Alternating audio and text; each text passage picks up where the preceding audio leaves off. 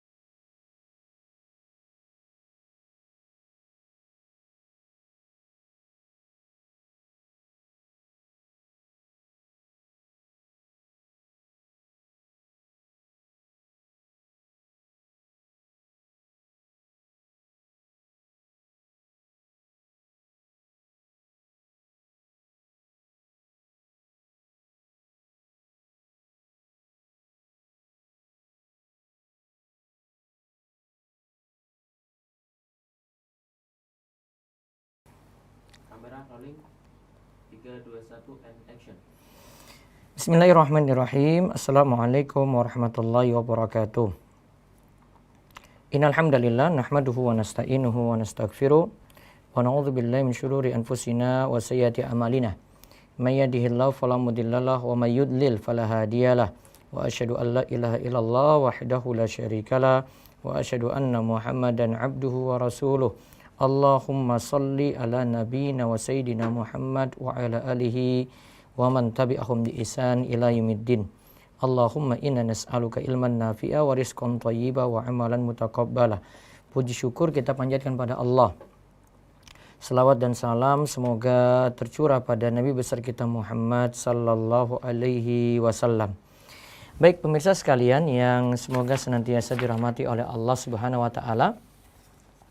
Di kesempatan pagi ini kita bersama jamaah Humaira Solo yang mendengar langsung lewat Facebook, Instagram, begitu juga yang mendengar di YouTube. Semoga Allah Subhanahu wa taala merahmati kita semua dalam kebaikan. Untuk kesempatan pagi ini kita akan membahas tentang masalah muamalat ya. Kali ini tentang tolong menolong dalam jual beli ya, yaitu dalam jual beli yang bermasalah. Ya, tolong menolong dalam jual beli yang bermasalah. Nanti saya sempat juga gunakan papan tulis, nanti diatur papan tulisnya. Begitu. Kita akan lihat beberapa bentuk jual beli yang bermasalah dan kaidah pentingnya. Yang jelas dalam jual beli ya, sebagaimana untuk maksiat secara umum ya, untuk jual beli itu punya aturan. Untuk jual beli kita halal, kita harus memenuhi beberapa syarat, diantaranya saling ridho antara penjual dan pembeli. Kemudian objek barang yang dijual juga adalah barang yang halal. Di samping itu juga dari bentuk transaksinya bukan transaksi yang bermasalah. Transaksinya bukan transaksi yang mengandung zolim. Transaksinya itu bukan transaksi yang terdapat gharar, ya, ada ketidakjelasan. Atau transaksinya itu mengandung riba. Nah, dalam masalah jual beli kita hindari hal-hal semacam tadi. Ya, dalam masalah jual beli ya kita hindari hal-hal semacam tadi. Termasuk juga ketika seseorang itu menolong dalam hal maksiat, ya, termasuk juga menolong dalam hal maksiat ini juga dihindari, ya, karena menolong itu bisa jadi menyetujui, ya, menolong di sini bisa jadi itu menyetujui hal tersebut. Nah, ini yang perlu kita ingat, ada aturan-aturan dalam hal ini. Baik, saya sebutkan dulu beberapa dalil yang membahas tentang masalah tolong-menolong dalam dosa dan maksiat. Allah Subhanahu wa taala berfirman, "Wala ta'awanu 'alal ismi wal 'udwan wattaqullaha innallaha syadidul 'iqab." Dan janganlah tolong-menolong dalam berbuat dosa dan melampaui batas. Bertakwalah kepada Allah, sesungguhnya innallaha, sesungguhnya Allah syadidul 'iqab, memiliki siksa yang pedih. Ya. Sesungguhnya Allah itu memiliki siksa yang pedih. Di sini jadi dalil kalau secara umum dalam hal maksiat kita tidak boleh saling tolong menolong. Ada peminum khamar, ya, aktivitas minum khamarnya tidak boleh kita dukung. Kalau kita mendukungnya berarti sama saja kita mengiyakan ya perbuatan maksiat yang ia itu lakukan. Nah, ini yang dalam ajaran Islam itu ingatkan. Ya, dalam ajaran Islam itu ingatkan supaya tidak melakukan hal-hal semacam ini. Nah, juga coba lihat hadis yang membicarakan tentang masalah riba. Ya, hadis yang membicarakan tentang masalah riba. Disebutkan dari Jabir radhiyallahu anhu, ya, Rasulullah sallallahu alaihi wasallam di sini dikatakan la'ana Rasulullah sallallahu alaihi wasallam akila riba wa mukilahu wa katibahu wa syahidai. Rasulullah sallallahu alaihi wasallam itu melaknat pemakan riba, kemudian yang kedua penyetor riba, kemudian pencatat riba, wa syahidaihi, dan dua orang saksi. Kami ulang, Rasulullah SAW itu melaknat pemakan riba, penyetor riba, ya, dan pencatatnya serta dua orang saksinya. 5 orang ini dilaknat. Padahal yang makan yang intinya cuma satu, yang lakukan maksiat sini satu, namun yang lain itu pendukung. Ada yang akila riba,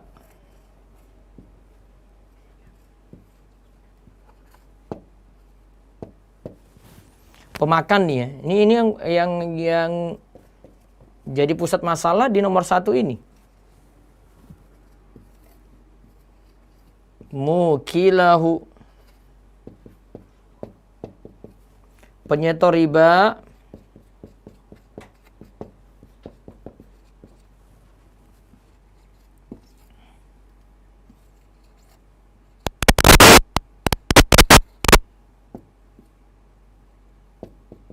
katibahu, pencatat riba,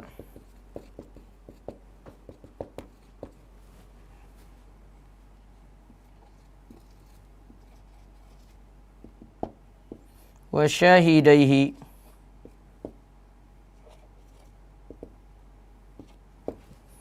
dua orang saksi.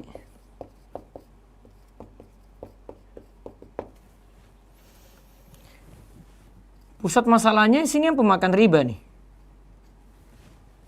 Namun di situ ada yang dukung di nomor 2, ada lagi yang dukung lagi di nomor 3, ada lagi yang dukung lagi di nomor 4. Kalau tidak ada 4 orang ini terlibat, tidak mungkin ada nomor 1. Ya, tidak mungkin ada yang nomor 1 tadi. Jadi ada yang mendukung dalam hal tadi. Maka 4-empatnya dilarang dan Nabi SAW itu katakan hum sawa. Mereka itu sama. Sama dalam hal apa? Yaitu sama dalam hal dosa, yaitu sama-sama berbuat dosa. Ya. Yaitu sama-sama dalam hal dosa, sama-sama berbuat dosa. Nah, lihat di situ. Maka seorang muslim, ya, bukan hanya nggak makan riba situ, bukan. Tapi dia tidak boleh mendukung dengan dia meminjam uang dengan cara riba tadi. Atau dia jadi pencatat sekretarisnya. Atau dia menjadi di antara 2 orang saksi dalam transaksi riba. Jadi juga statusnya sama, hum sawa, sama-sama dapat dosa. Walaupun pemakan riba tentu saja dosanya lebih parah. Pemakan riba dosanya lebih parah daripada yang lainnya. Namun semuanya sama, dikatakan itu mendapatkan dosa. Coba lihat lagi hadis tentang tolong menolong dalam khamar. Ya. Tolong menolong dalam khamar. Dalam miras. Ya. Di sini disebutkan dari Ibnu Umar radhiyallahu anhuma, ia katakan Rasulullah sallallahu alaihi wasallam itu katakan la'anallahu al-khamra wa syaribaha wa saqiyaha wa ba'i'aha wa mubta'aha wa asiraha wa mu'tasiraha wa hamilaha wal mahmulata ilaihi. Allah itu melaknat khamar. Ya, khamarnya dilaknat. Terus wasyaribaha, yang minumnya dilaknat, peminumnya dilaknat. Wasakiyaha, yaitu yang menyetorkan. Maaf, sakiyah yang menuangkan. Wabaiyah yang jadi pembeli, wa mubta'ah yang jadi wabaiyah yang menjadi penjual, wa mubta'ah yang jadi pembeli, wa asiraha yang memerasnya. Berarti yang produksi. Wa mu'tasiraha yang meminta untuk diperaskan. Wa hamilaha yang membawa miras tadi. Wal mahmulatu ilaihi yang memesan. Ya, yang memesan. Nah, di sini pihak-pihak yang disebutkan dalam hadis ini semua terlibat dalam khamar. Ya, pihak-pihak yang disebutkan dalam hadis ini semua terlibat dalam khamar. Ya, artinya adanya yang minum tadi bisa ada, kalau ada yang produksi dong khamarnya tadi. Ada yang distribusi, ada yang ngantar, ada yang jual, ada yang beli, ada yang nuangkan, ya, sampai khamar itu diminum. Maka terlibat berbagai macam pihak tadi. Ya, terlibat berbagai macam pihak tadi.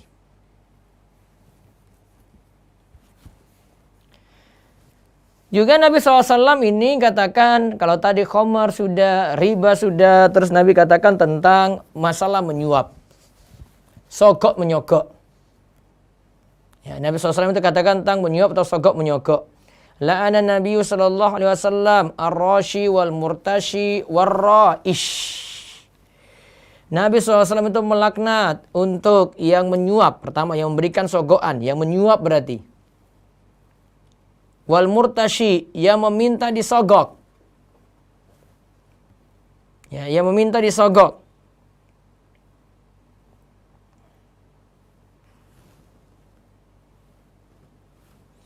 Kemudian waraish, yang jadi calo, yang jadi perantara dalam menyogok. Ya, yang jadi perantara dalam menyogok. Itu juga kena masalah. Jadi ada yang menyogok dan saya ada yang menerima. Kadang mungkin ada yang terpaksa untuk menyogok karena itu hak dia. Namun yang pihak yang meminta disogok ini, dia buat proses itu jadi sulit. Yang jelas di sini, asalnya kalau ada jalan lain selain jalan itu, selain jalan menyogok masih bisa ditempuh, maka tidak boleh lewat jalan menyogok. Kecuali kalau itu hak kita dan kita tidak bisa memperolehnya kecuali dengan cara menyogok karena dipersulit. Nah, ini keadaan yang tentu saja berbeda.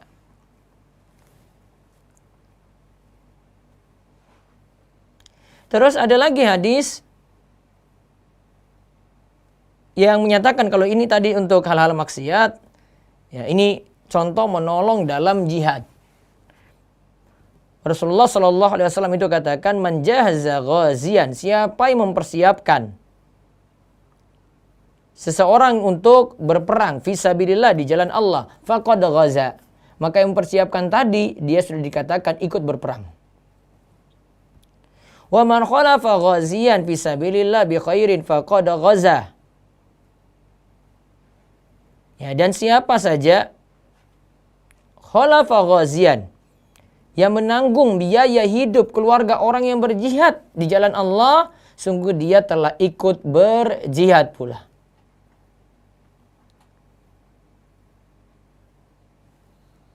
Padahal dia tidak berjihad. Namun dia menolong. Maka dia mendapatkan pahala yang sama. Nah, itu contoh tolong menolong dalam ketaatan atau kebaikan.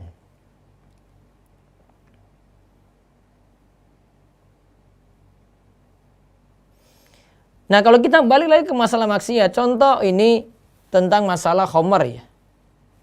Kita tidak minum, tapi kita duduk bareng dengan orang yang lagi minum. Dari Umar bin Khattab radhiyallahu anhu, ia berkata, aku mendengar Rasulullah sallallahu alaihi wasallam yaqul, berkata, "Man kana yu'minu billahi wal yaumil akhir fala yaq'udanna 'ala ma'idatin tudaru 'alaihal khamru." Siapa yang beriman kepada Allah dan hari akhir, maka janganlah dia duduk di tempat yang di sana ada khamr dituang. Ya, ada di sana khamr itu dituang. Dia jangan duduk di situ. Dia tahu di bar ini tempat orang minum. Saya tuh pengen datang, pengen minum lagi yang lainnya, walaupun cuma minum jus. Di sini jangan dekat-dekat. Nah, itu tidak boleh. Hadis ini tadi diriwayatkan oleh Ahmad dan Tirmizi, disahihkan oleh Al-Albani dalam Sahih Al-Irwa. Nah, sekarang kita lihat ada pernyataan ulama-ulama di masa silam nih. Ini tentang menolong dalam maksiat. Saya sebutkan pendapat dari ulama Syafi'i saja. Di sini disebutkan oleh Ustaz Irwandi dalam bukunya Harta Haram Muamalat Kontemporer.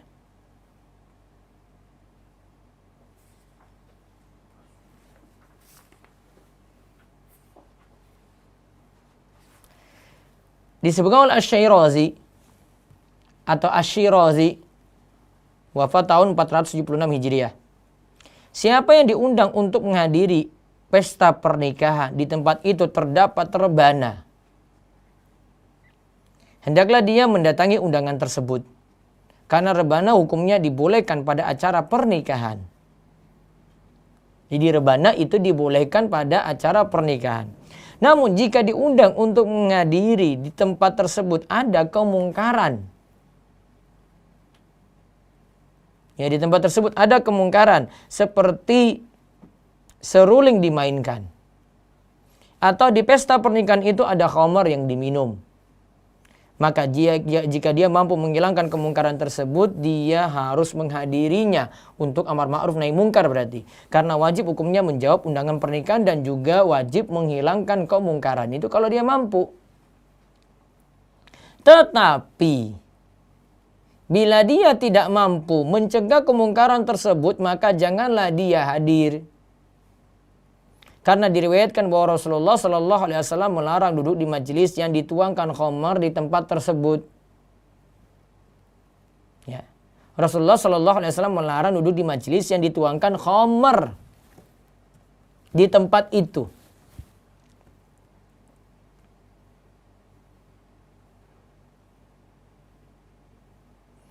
Nah, jadi kalau bisa mengingkari, dia datang, bisa mengingkari hal itu, silakan datang.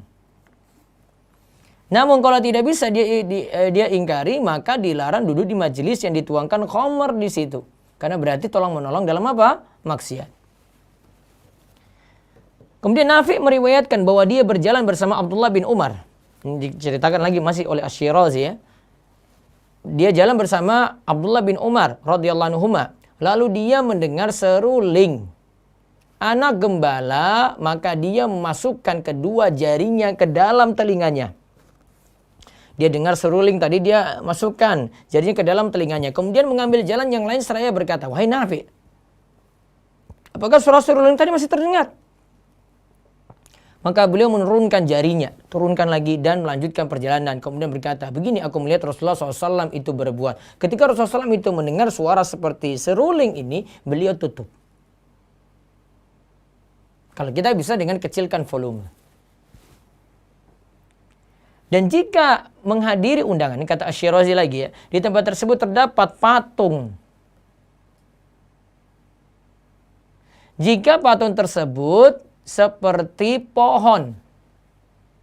Ya, jika patung tersebut seperti pohon, maka hendaklah dia duduk. Dan jika patung tersebut berbentuk hewan, maka jika gambar atau patung tersebut pada karpet yang diinjak atau pada bantal yang disandarin, maka boleh dia duduk di ruangan itu. Nah, berarti ini untuk sesuatu yang dihinakan karena diinjak.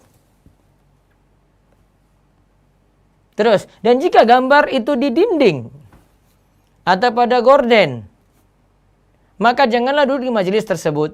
Karena terdapat hadis yang diriwayatkan oleh Abu Hurairah radhiyallahu anhu bahwa Rasulullah sallallahu alaihi wasallam itu bersabda, Jibril alaihissalam mendatangiku. Seraya berkata, tadi malam aku mendatangimu tapi aku terhalangi tidak bisa masuk ke rumahmu karena di pintu terdapat patung atau gambar makhluk bernyawa. Ternyata di rumah Nabi terdapat kain penutup dinding yang bergambar.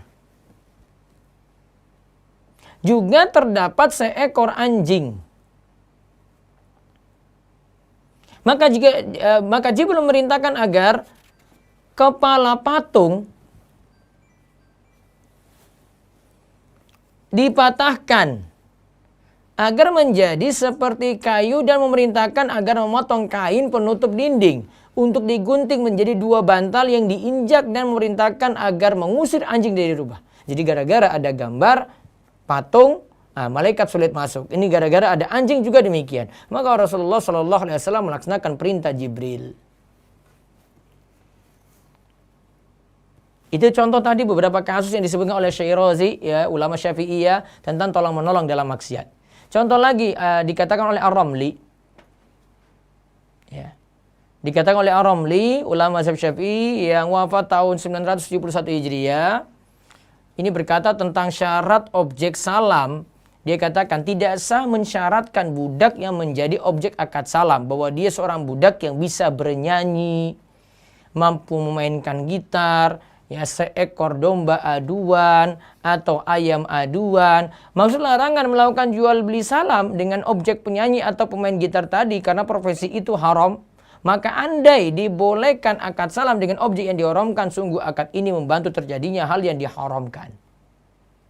Karena ini termasuk mendukung hal yang haram. Padahal Allah katakan, kata Ar-Ramli, ulama Syafi'iyah, wala ta'awanu 'alal ismi wal udwan wattaqullaha innallaha syadidul 'iqab. Dan jangan tolong-menolong dalam berbuat dosa dan pelanggaran dan bertakwalah kamu kepada Allah, sesungguhnya Allah itu amat berat siksanya. Dan karena hal itu juga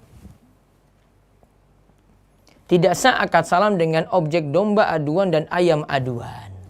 Ayam yang diadu atau domba yang diadu karena objeknya bermasalah. Ya, ini kenapa dilarang tadi? Juga karena mendukung dalam hal maksiat.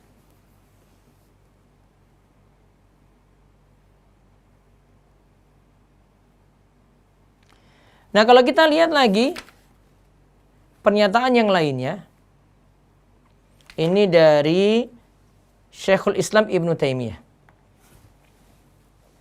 Ini tentang mendukung perayaan non-muslim. Ya, mendukung perayaan non-muslim. Ibnu Taimiyah ulama mazhab Hambali, ya, wafat tahun 728 Hijriah, berkata non-muslim yang menghadiahkan sesuatu kepada orang Islam pada hari-hari besar mereka berbeda dengan hari-hari biasanya, maka jangan terima hadiahnya. Terlebih lagi apabila hadiah itu adalah sesuatu yang membantu perayaan mereka. Seperti menghadiahkan lilin dan semisalnya pada saat Natalan. Ya. Karena mendukung kan untuk acara Natal tersebut. Ibnu Taimiyah katakan lagi, adapun menerima hadiah dari non-muslim pada hari raya mereka, sebagaimana yang telah kami jelaskan bahwa Ali radhiyallahu anhu dibawakan kepadanya hadiah dari hari raya Nairus. Nairus ini perayaan. Sebelum Islam datang itu orang-orang musyrik itu merayakan perayaan Nairus sebelum Idul Fitri, Idul Adha itu datang. Maka dia menerimanya. Juga diriwayatkan oleh Ibnu Abi Syaibah dalam musnadnya bahwa seorang wanita bertanya kepada Aisyah radhiyallahu anha, ia berkata, kami memiliki ibu susuan beragama Majusi. Pada saat hari Nairus, dia memberikan hadiah kepada kami. Maka Aisyah berkata, adapun hadiah dalam bentuk daging yang mereka sembeli untuk hari itu, maka jangan dimakan karena daging dari orang Majusi. Beda dengan daging ahli kitab ya. Akan tapi bila hadiah itu berupa buah-buahan, maka makanlah.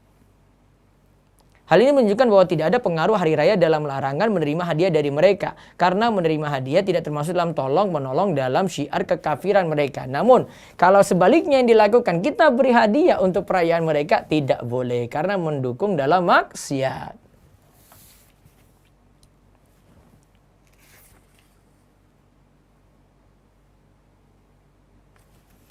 Contoh lagi di sini ada fatwa lagi dari ulama besar kerajaan Saudi Arabia. Mengeluarkan pernyataan tentang maraknya iklan riba di majalah dan koran di tahun 1398 Hijriah yang berbunyi, ayat ini menunjukkan besarnya pengharaman riba. Dan riba itu termasuk dosa besar yang menyebabkan pelakunya masuk neraka. Dan sesungguhnya pelaku riba itu dianggap perang melawan Allah dan Rasul-Nya. Banyaknya iklan lembaga riba di majalah dan koran menjadi perhatian Dewan Ulama Besar Kerajaan Arab Saudi. Dengan ini menyatakan menyimpan uang di bank dengan imbalan bunga dengan persentase yang diambil oleh penabung ini adalah riba yang nyata yang telah diharamkan Allah dan Rasul-Nya dan ijma para ulama. Walaupun tabungan itu dinamakan wadiah atau dengan nama lainnya, karena perubahan nama produk tidak merubah hukum riba yang diharamkan sedikit pun juga. Jadi asalnya ya haram untuk mendukung bank berarti. Namun nanti beda kalau keadaan darurat ya. Terus transaksi ini telah menggabungkan riba fadil dan riba nasi'ah karena hakikatnya adalah menukar uang dengan cara tidak tunai dan berlebih. Maka pihak yang berwenang dan para ulama di setiap masa dan tempat wajib mengingkari transaksi riba dan mengingatkan umat akan bahayanya. Dan juga wajib bagi Kementerian Penerangan melarang iklan transaksi riba di seluruh media massa sebagai perwujudan mengamalkan firman Allah, wala ta'awanal itsmi wal udwan wattaqullaha innallaha syadidul iqab. Dan janganlah tolong-menolong dalam berbuat dosa dan pelanggaran, dan bertakwalah kamu kepada Allah, sesungguhnya Allah itu amat berat siksanya. Al-Maidah ayat kedua.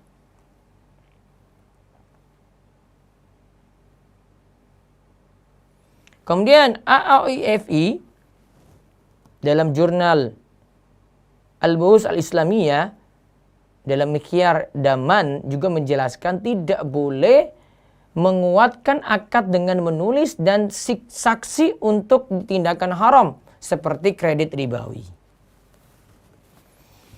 Nah, dari pernyataan-pernyataan tadi ya, ringkasnya ini ada kaidah penting ini sebagai ya statement penting untuk kajian pagi ini.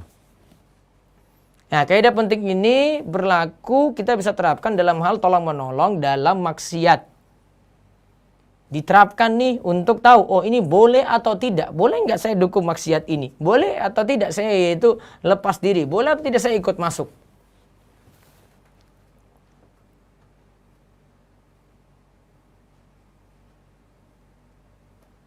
Ada di sini fatwa dari para ulama kontemporer yang tergabung di Majma' Fuqaha di Amerika.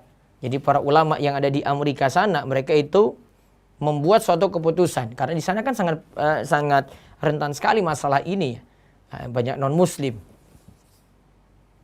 Nah, perkumpulan pakar fikih di Amerika dalam konferensi kelima di Bahrain pada tahun 1428 Hijriah menjelaskan bahwa kaidah dalam hal tolong-menolong dalam maksiat dibagi 4. Agar tidak terjadi kekeliruan dalam berfatwa. Kaidah ini sangat penting sekali.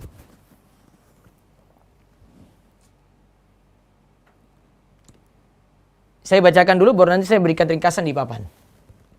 Ya. Yang pertama, mubasyarah maksudah. Berarti mubasyarah itu langsung ada barang haram di situ. Maksudah dan dipakai untuk yang haram. Mubasyarah itu artinya langsung, maksudah itu niatnya. Jadi itu barang haram dipakai untuk yang haram. Seperti misalnya di sini disebutkan dalam fatwa ini seorang yang memberikan khamar kepada orang lain dengan tujuan untuk diminum. Memberikan khamar dengan tujuan untuk diminum. Hukum jenis ini adalah haram. Khamar kan, khamar barang haram. Tentu saja dipakai untuk yang haram juga. Maka ada yang menolong untuk ini. Dia beri khamar, terus kasih pada pemabuk, nah dia lakukan sesuatu yang haram. Walaupun dia tidak ikut minum. Dia cuma tuangkan, dia cuma jual. dia cuma distribusikan, karena itu barang haram, pasti digunakan untuk yang haram. Maka menolongnya bagaimana? Hukum menolongnya haram. Kemudian ada yang kedua, mubasyarah ghairu maksudah, yaitu langsung ini barang haram, untuk yang haram, barang haram ya, tapi tidak ditujukan untuk maksiat. Seperti menjual barang yang tidak ada kegunaannya untuk hal yang mubah. Jadi itu barang haram, tapi tidak ditujukan untuk maksiat. Ini contoh menjual barang haram yang tidak ada kegunaannya untuk hal yang mubah sekalipun. Tujuannya bukan untuk menolongnya berbuat maksiat. Hukum jenis ini adalah tetap haram juga. Contoh menjual rokok. Rokok barang haram. Kita milih pendapat yang haram ya. Kita kalau jual ini kan nggak tahu dia yang beli kek atau orang lain kek. Belum tentu yang dikasih ini yang pakai gitu. Kalau yang pertama tadi langsung kasih ke pemabuk. Kalau yang ini belum tentu. Maka para ulama itu katakan untuk kasus kedua juga tetap haram. Karena dari sisi barang sudah bermasalah. Sama seperti khamar dijual. Boleh jadi bukan dia yang minum. Dia kasih ke suaminya.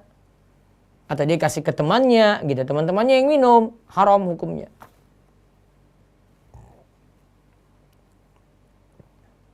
Kemudian yang ketiga, maksuda ghairu mubasyarah. Barangnya itu ghairu mubasyarah, bukan barang haram. Tetapi diniatkan untuk yang haram. Contoh uang. Ya, uang itu kan mubah. Kita kasih kepada siapa saja itu boleh. Mubah itu artinya boleh. Jadi uang itu ghairu mubasyarah. Ya. Ini barangnya ini boleh. Tapi kita tahu uang ini ada yang minta ke kita, dia memakai untuk beli khamar. Berarti kita sudah tahu kan tujuan dia pakai kan? Berarti tidak boleh kasih uang pada orang tersebut.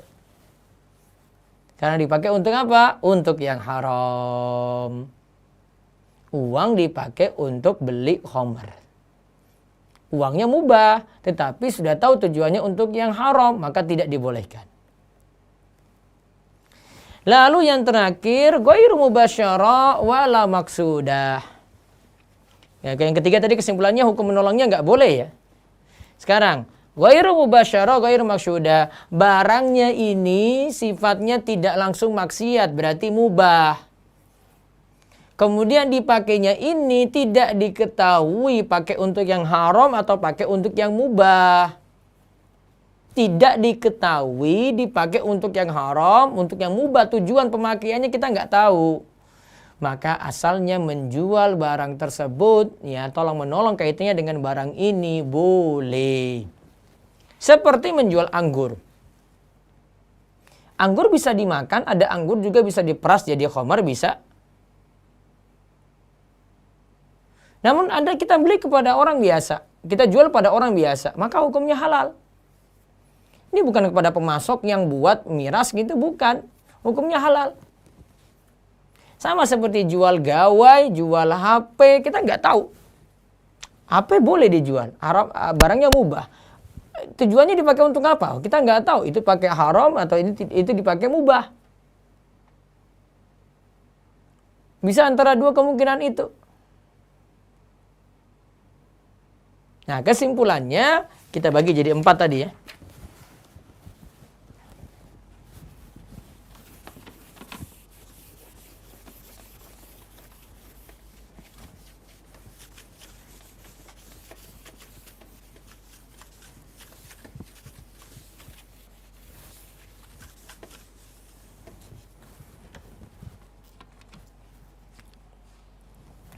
Yang pertama, ini tolong menolong dalam jual beli bermasalah, ini kaidahnya ya.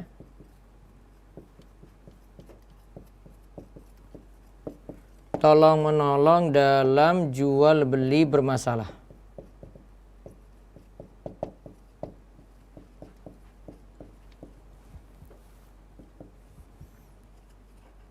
Ada yang pertama mubasyarah.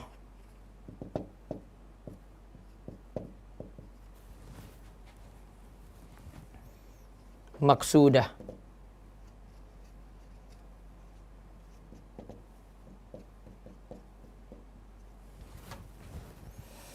Mubasyarah, ini saya bahasakan bebas ya. Ini berarti barang haram.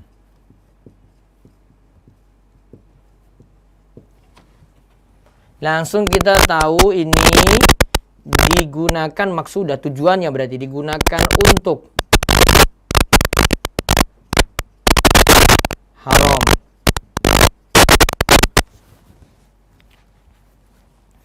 Maka kesimpulan hukumnya apa? Kesimpulan hukumnya itu apa? Haram menolong.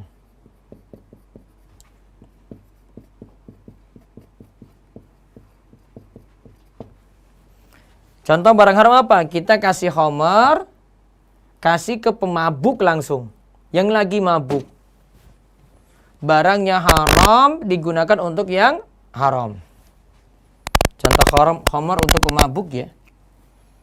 Contoh khamar untuk pemabuk.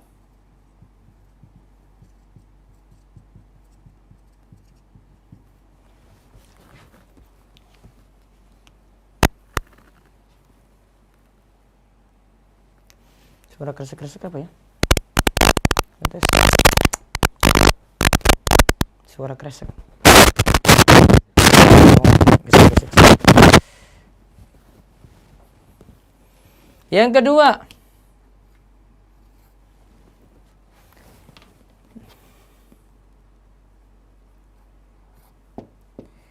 mubasyarah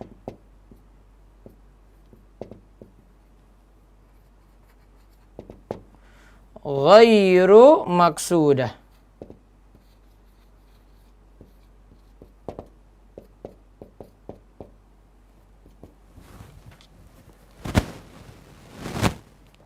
Ya, mubasyarah ghairu maksudah. Ini barangnya haram.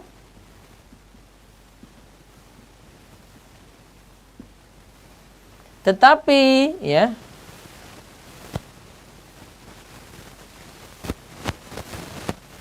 penggunaannya tidak jelas.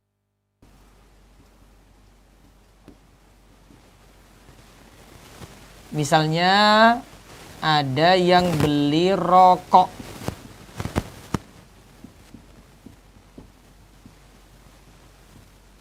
Rokok barang haram, penggunaannya boleh jadi yang beli itu tidak pakai. Tapi jualnya tetap haram. Maka hukumnya di sini haram menolong juga.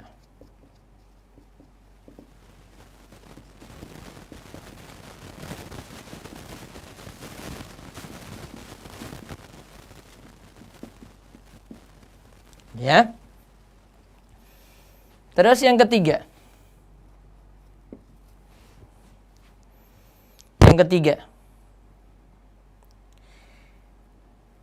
Maksudah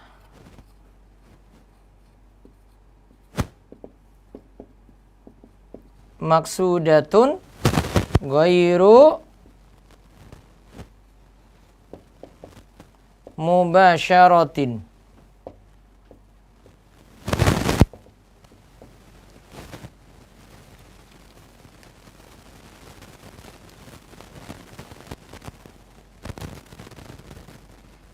Ini penggunaan untuk yang haram.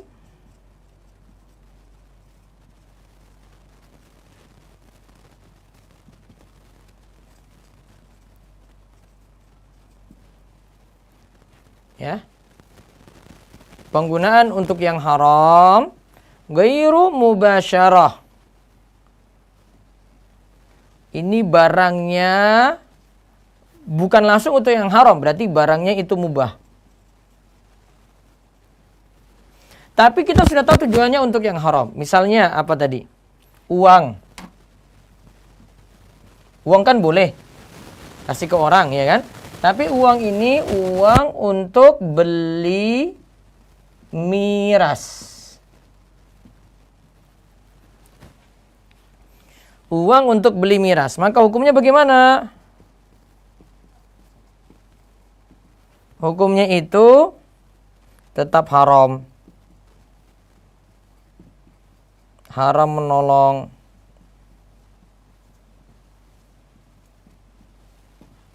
Karena sudah tahu itu untuk maksiat.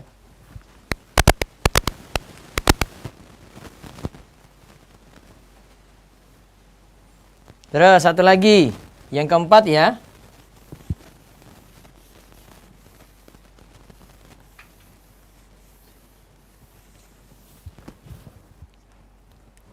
Nah, sini kau.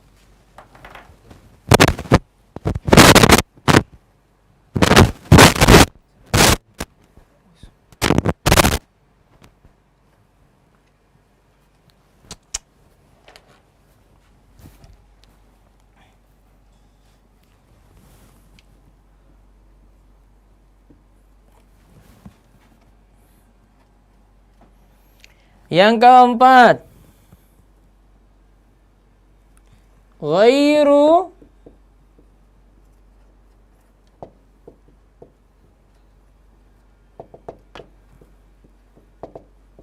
mubasyarah,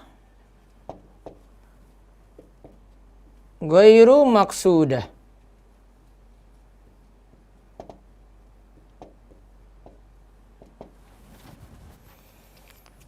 Ini barangnya mubah. Ya. Tujuannya itu bisa untuk haram, bisa untuk mubah. Tujuan bisa untuk haram atau mubah. Ya. Tujuannya itu bisa untuk haram, bisa untuk mubah.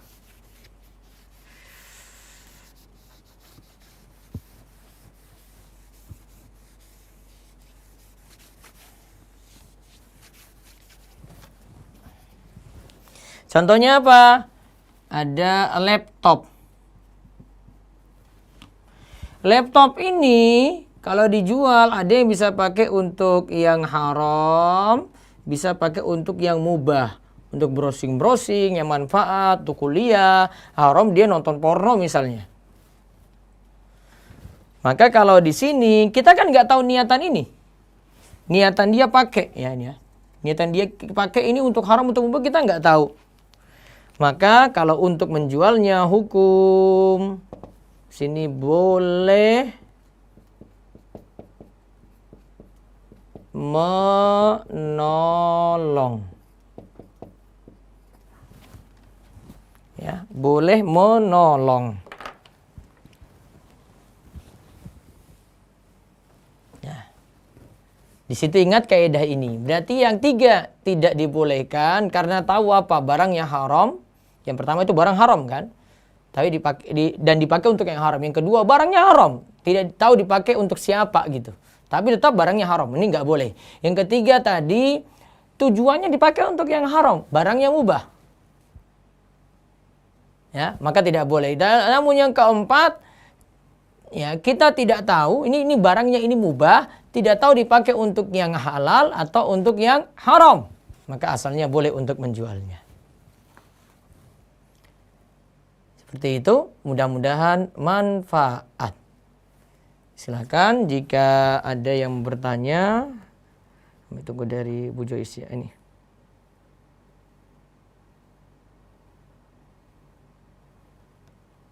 Ya, saya buka sesi tanya jawab kami tunggu dari Jamaah Humairah dulu mengirimkan pertanyaan. Yang lainnya nanti bisa bertanya di YouTube ya. Silakan tuliskan pertanyaan, kami akan jawab insyaallah. Bagaimana hukumnya apabila seorang yang bekerja di suatu perusahaan atau pabrik, tetapi perusahaan tersebut salah satu sumber dananya adalah meminjam modal ke bank? Apakah gaji yang diterima oleh pegawai tersebut itu tidak halal? Ini berbeda dengan bahasan kita ini ya. Pemiliknya itu pinjam riba gitu.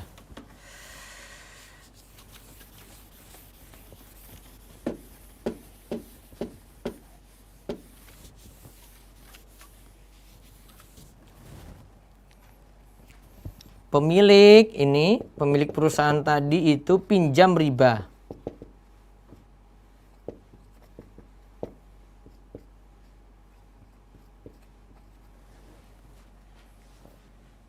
Ya, pemiliknya itu pinjam riba. Sedangkan yang karyawan itu kan tidak tahu. Bisa jadi ada penghasilan yang lain lagi, pokoknya dia digaji. Gajinya bisa jadi dari pinjaman ini, bisa jadi dari penghasilan yang lainnya yang halal ada, bercampur. Maka asal yang diterima oleh karyawan ini di gajinya ini halal untuk dia. Apalagi itu hasil kerja. Hasil kerja dia gitu, karena dihitung dari hasil kerja dia ya. Kalau itu hasil kerja yang halal, bukan nipu, bukan manipulasi ya, maka boleh. Ya, seperti itu dibolehkan.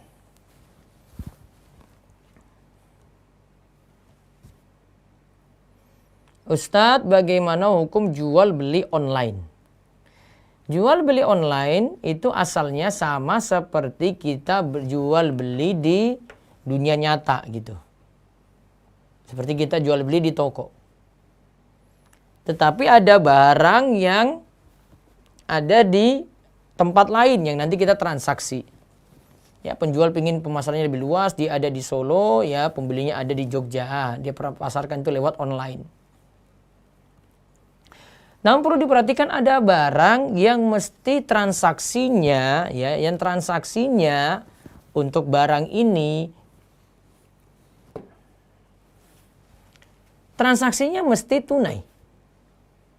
Tunai dalam majelis akad, seperti ya barter emas dengan emas atau jual beli emas dengan uang. Transaksinya harus yadan biyadin, emas itu ada, ya. Uang itu ada, sehingga tidak bisa dilakukan transaksi via online. Jual beli online nggak bisa. Ya, jual beli online untuk emas tidak bisa. Namun kalau ada untuk makanan, ada untuk kendaraan, ya, ada untuk pakaian, ya, ini tidak disyaratkan seperti itu, sehingga sah-sah saja dilakukan jual beli online. Jadi bisa lihat dari jenis barang. Kemudian nanti bisa lihat lagi nanti dari jenis transaksinya. Nanti bisa diperhatikan lagi yang menjual ini punya stok barang ataukah tidak. Kalau dia jadi reseller, disuruh nyetok, maka barang di stok dulu baru dia jual. Jangan sampai pembeli sudah bayar, dia tidak punya stok barang. Beda kalau dia posisinya jadi dropshipper yang cuma jadi marketer, yang cuma jadi wakil. Ya.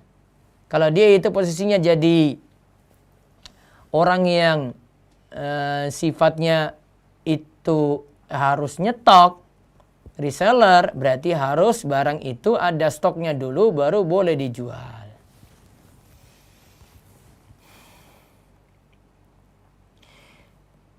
Bagaimana hukumnya seorang dokter yang ikut menandatangani kwitansi dari asuransi yang digunakan pasien? Karena kalau kita tidak tanda tangan, maka pasien tersebut tidak bisa mengklaim pembayaran dan penggantian dari asuransi tersebut. Dokter masih bisa seperti itu. Karena pasien ini dia tetap masih bisa memanfaatkan asuransi. Memanfaatkan beda ya dengan dia itu membuat. Kalau memanfaatkan nanti bisa jadi hak dia. Kalau dia itu misalnya pegawai dapat asuransi dari perusahaan gitu, maka dia bisa mendapatkan haknya. Atau dia sudah setor dan dia bisa mendapatkan hak tersebut juga, karena itu kan uang dia, premi yang disetor itu uang dia, dia berhak untuk mendapatkan klaim.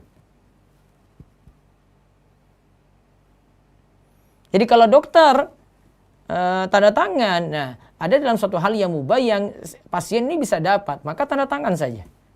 Seperti itu tidak masalah. Wallahu a'lam. Ustadz, saya dulu pernah berjualan barang KW dari Cina. Yang mau saya tanyakan, laba dari penjualan tersebut harus diapakan ya Ustadz? uangnya sudah terpakai tapi saya masih simpan catatan beberapa keuntungannya. Saya masih ada sisa barang-barang tersebut, apakah boleh saya bagi-bagikan kepada teman-teman atau harus diapakan? Nah, dirinci ini.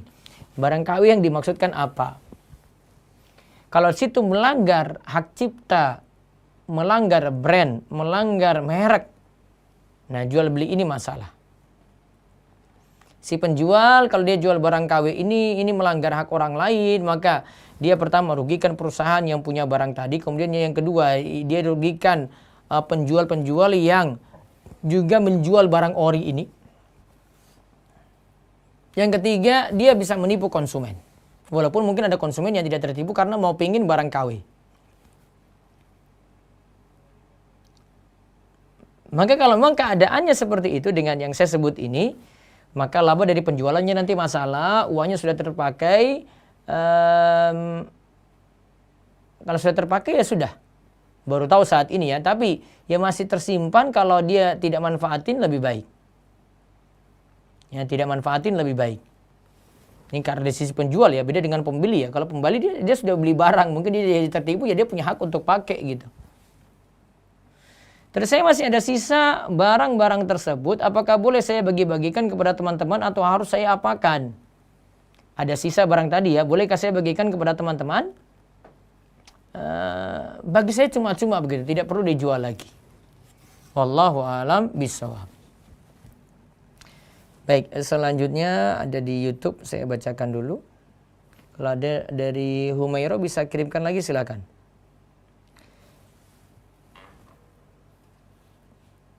Seling bunga, ini. Ustadz, jual beli kredit perhiasan emas boleh tidak? Ingat ya, syarat jual beli emas itu harus yadan biyadin. Syarat jual beli emas itu harus yadan biyadin. Ada emas, ada uang. Tidak boleh satu tertunda. Ini uangnya sekarang DP dulu, baru beli emas ini, nanti sisanya belakangan. Nah, itu tertunda seperti ini tidak dibolehkan. Pokoknya ada emas, ada uang, tukar secara langsung.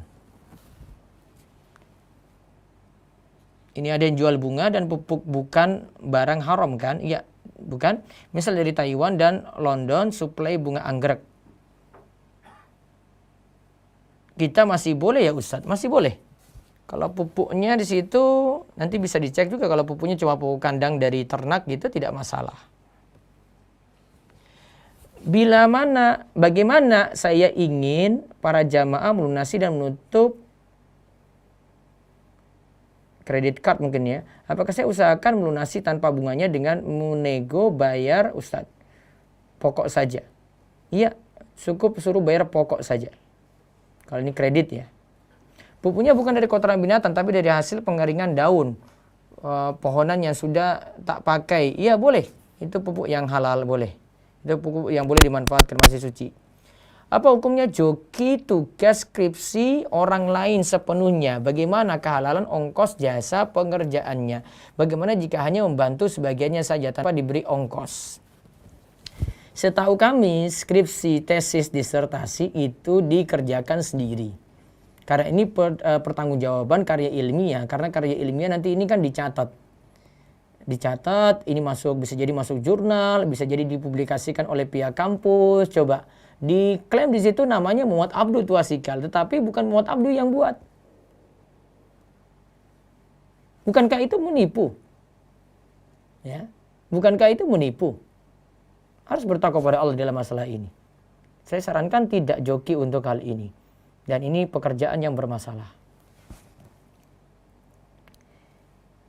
Apa hukumnya kerja di tempat laundry? Di tempat laundry sepatu yang dimana di situ terdapat banyak jenis bahan sepatu. Termasuk kulit babi. Tidak boleh kulit babinya di sini berarti. Tapi tidak tahu sepatu mana saja yang pakai kulit babi. Nggak boleh. Kalau sudah bercampur kayak gini ditinggalkan. Gajinya tercampur syubhat. Ya, tinggalkan pekerjaan itu. Apakah harta riba itu termasuk harta waris? Harta riba apakah termasuk harta waris? Tidak. Dicuci harta tersebut, tidak boleh dimanfaatkan. Kalau diketahui kalau harta itu harta riba ya. Apa hukum menjual buku-buku bergambar makhluk hidup? Karena kadang saya jual buku-buku pelajaran, buku matematika misalnya, tapi ada gambar makhluknya. ini namanya ada sesuatu yang dicampur di situ. Ada yang ikutan, ada yang jadi pokok. Yang jadi pokoknya itu aja. Kalau gambarnya bersendirian itu objek yang bermasalah. Tetapi kalau gambar ini ikutan dari buku tadi, berarti boleh. Bagaimana cara membersihkan harta dari riba yang sudah kita lakukan ya Ustadz? Bagaimana cara membersihkan harta dari riba yang sudah kita lakukan ya Ustadz? Dicuci. Serahkan kepada fakir miskin atau orang-orang yang butuh uang tadi, atau kasih ke fasilitas umum seperti pembangunan jalan, pelebaran di desa, jalan di desa, pembangunan fasilitas umum dan seterusnya. Ustadz, kalau bekerja di toko yang berjualan rokok hukumnya apa ya Ustadz? Kan tidak bisa kita pilih nih ya. Terus gajinya halal enggak? Gajinya tercampur. Soalnya gini, toko pupuk tapi ada jual rokok. Nah, bisa sarankan pada majikan jual pupuk saja, nggak usah jual rokok lagi. Ustadz, termasuk kemana jika ada akad kredit dengan bunga, tapi tujuannya untuk maslahatan hidup orang banyak, seperti untuk pembangunan jalan, dermaga dan lain-lain. Transaksinya sudah masalah. Ya, transaksinya sudah masalah. Ini tidak bisa kita masukkan dalam kategori tadi ya. Ini sudah transaksi bermasalah walaupun tujuannya untuk hal-hal yang baik-baik untuk fasilitas umum. Ya. Kalau jadi sisi kerjaannya masalah. Tapi kalau masalahnya ingin dibersihkan ya tidak masalah. Yang menerima memakai fasilitas umum tadi boleh-boleh saja. Dia pakai untuk jalan tadi, dermaga. Yang memakai pihak pemakai kan orang banyak. Ya, pemakainya boleh. Namun yang punya harta tadi dia punya tugas untuk membersihkan harta tersebut. Ustadz, ada dokter yang telah diakui secara administrasi dan keilmuan oleh negara namun belum mendapatkan surat izin praktek. Kemudian dokter tersebut menjadi pengganti di klinik. Bagaimana status penghasilannya? Coba tanya dulu, ada bisa nggak seperti ini untuk secara izin itu dibolehkan atau tidak? Kalau tidak dibolehkan karena belum ada izin praktek, baiknya tidak mengambil ya gajinya tadi dan tidak coba-coba seperti itu ya. Wallahu a'lam. Nah, terus ada barangkali lagi.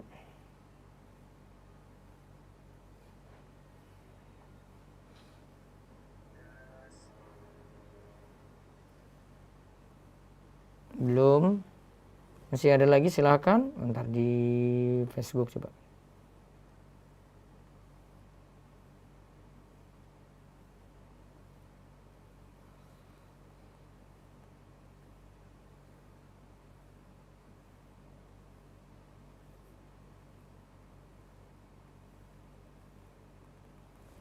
Nah, jadi kerja di tempat yang memberikan kredit untuk kepentingan umum juga tidak boleh ya? Tidak dibolehkan karena transaksinya sudah masalah.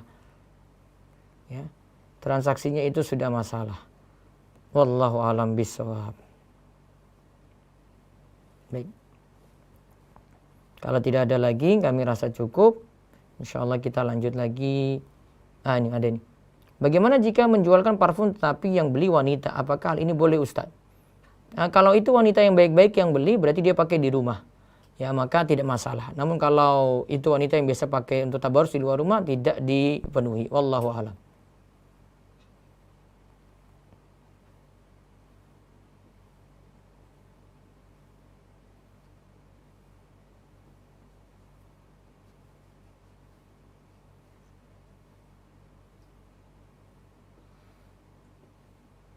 Baik, itu saja. Ini ada satu lagi. Maaf Ustadz, kalau jual beli tanpa adanya kejelasan yang rinci itu bagaimana hukumnya ya? Ya, kalau merugikan pembeli karena spesifikasinya kurang jelas, jual belinya masalah. Apa hukumnya melewakan barang-barang bekas yang tercampur dengan buku-buku komik berjumlah 2-3 buah dan meniatkannya untuk menyingkirkan atau membuang buku dengan gambar makhluk dari rumah? Apa uangnya halal? Uangnya masih halal, ya, karena yang dijual itu objek kertasnya di situ. Bagaimana hukumnya kerja di Ramayana dan jika ada keluarga yang mau beli baju diskon sendiri sampai 70% dan melakukan sembunyi-sembunyi dari tempat kerja? Ini nggak boleh. Ya, kalau hukum kerjanya sifatnya masih mubah ya. Namun kalau karena keluarga terus dia kasih diskon sendiri nggak boleh. Kalau usaha fotokopi namun